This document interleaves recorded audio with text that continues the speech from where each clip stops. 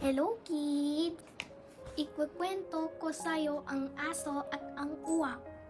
Isang araw, may isang uwak at isang aso.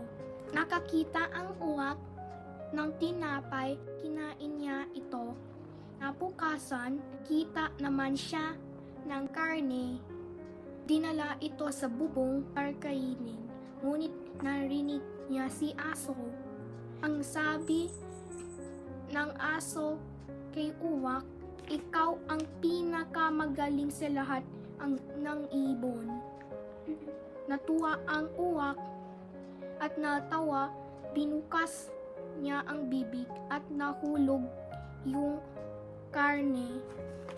Napagulong-gulong at nabagsak sa aso at kainin ni aso lahat.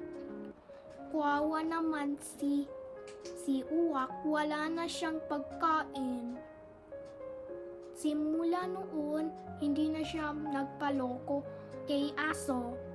Ang aral sa kwento ito, hindi lahat ng papuri ay totoo. Madalas ginagamit ito para mandayan ng tao. Bye-bye kids! Subscribe!